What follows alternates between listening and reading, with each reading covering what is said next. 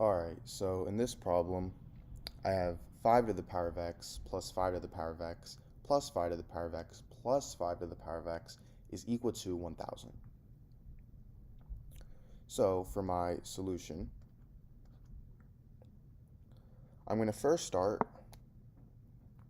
by factoring out 5 to the power of x from my left-hand side. Because as you can see, we have 4 of the same terms on my left-hand side, and the easiest way to go about solving this equation is to factor them out. So I get 5 to the power of x times, well, 5 to the power of x divided by 5 to the power of x is simply 1, so I get 1 plus 1 plus 1 plus 1 is equal to 1,000. And now 1 plus 1 plus 1 plus 1 is 4, so I get 5 to the power of x times 4 is equal to 1,000.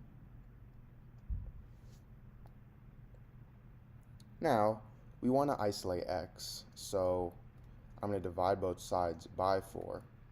So then these two cancel out, and I get 5 to the power of x is equal to 1,000 divided by 4, which is 250. So, from this large equation here, we got up to an equation that is significantly smaller. So we have 5 to the power of x equals 250, and just at first glance of this equation, we can tell that x is not going to be a whole number because we have 5 squared is 25, 5 to the power of 3 is 125, and 5 to the power of 4, this is going to be 125 times 5, which is 625. So the value of x is somewhere in between 3 and 4. Now, to actually find the exact value of x, not just an estimate, what we're going to do is rewrite 250 as 25 times 10. And the reason I did this is because 25 is the same thing as 5 squared. So I get 5 squared times 10. And now, I'm going to take the log on both sides. So I get log of 5 to the power of x is equal to log of 5 squared times 10. And this is the same thing as, well, log a times b is equal to log of a plus log b. So log 5 squared times 10 is going to equal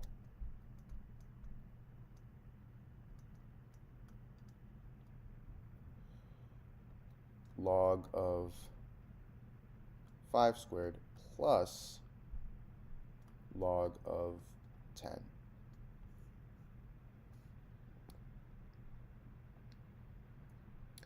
Now, if I have something in the form log a to the power of b, I can move this exponent b to the front. So it's going to equal b times log a. So in this case, I have log 5 to the power of x. I can move x to the front, and I have log 5 to the power of 2, so I can move 2 to the front. And I get x times log of 5 is equal to 2 times log of 5 plus log 10. Now I'm going to divide both sides by log 5.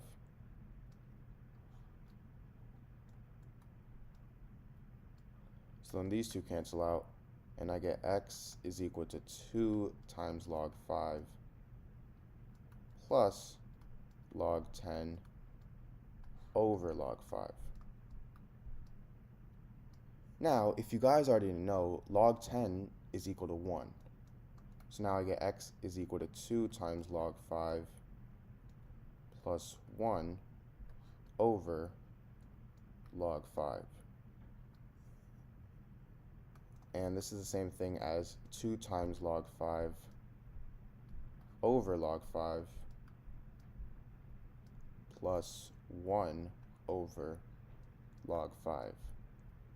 Now these two log 5s cancel out, so I get x is equal to 2 plus 1 over log 5. And although this is an exceptional answer, I want the exact answer, so I'm going to find the value of log 5. And log 5 is equal to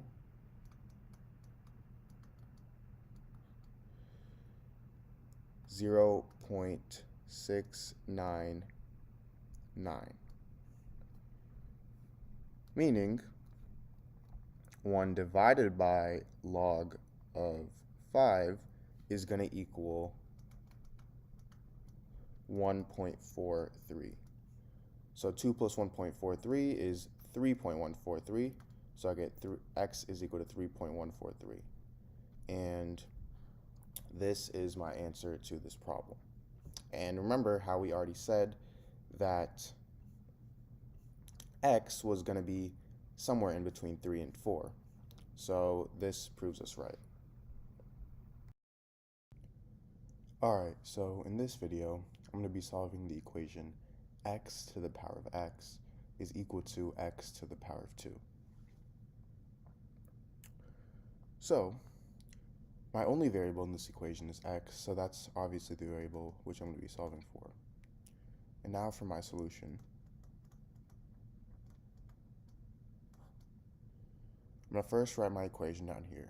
So I have x to the power of x is equal to x to the power of 2. And I'm going to first start by dividing both sides by x to the power of 2. So I have x to the power of x over x to the power of 2 is equal to x to the power of 2 over x to the power of 2. And x to the power of 2, x to the power of 2, these two cancel out. So now I'm going to be left with x to the power of x over x to the power of 2 is equal to 1. Now from here, if I have something in the form a to the power of m over a to the power of n, this is equal to a to the power of m minus n. So x to the power of x over x to the power of 2 is going to equal x to the power of x minus 2, which is equal to 1. Now I can take the ln or natural log on both sides. So I have ln x to the power of x minus 2 is equal to ln of 1.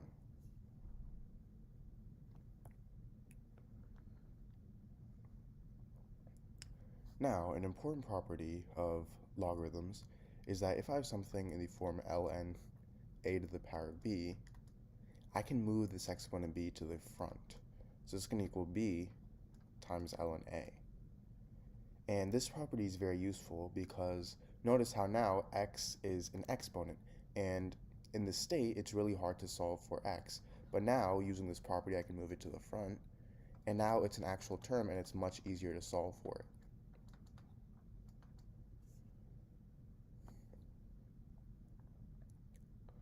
So I get x minus 2 times ln x is equal to ln 1. And ln of 1 is the same thing as 0. So I have x minus 2 times ln x is equal to 0. Now from here, I get two equations. I get x minus 2 is equal to 0, and I also have ln of x is equal to 0, meaning 2 equals 0. And all I have to do to solve this is to add 2 on both sides. So then these two cancel out, and I'm left with x is equal to 0 plus 2, which is 2. Now, for my second equation, I have ln of x equals 0. And this is basically asking ln of what is equal to 0. And, well, we already know ln of 1 is equal to 0, but what if we didn't know this?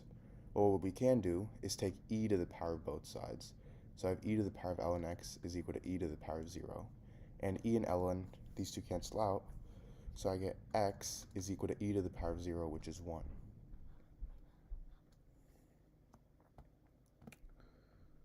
So now that I have two solutions for x, what I'm going to do is check to see if these are right. So my equation is x to the power of x is equal to x to the power of 2. And let's first start by checking 1. So if x equals 1, I have 1 to the power of 1 is equal to 1 to the power of 2. 1 to the power of 1 is 1, and 1 to the power of 2 is also 1, so this is right. And now I'm going to check x equals 2, so I have 2 to the power of 2 is equal to 2 to the power of 2. 2 to the power of 2 is 4, so I get 4 equals 4, and this is right as well.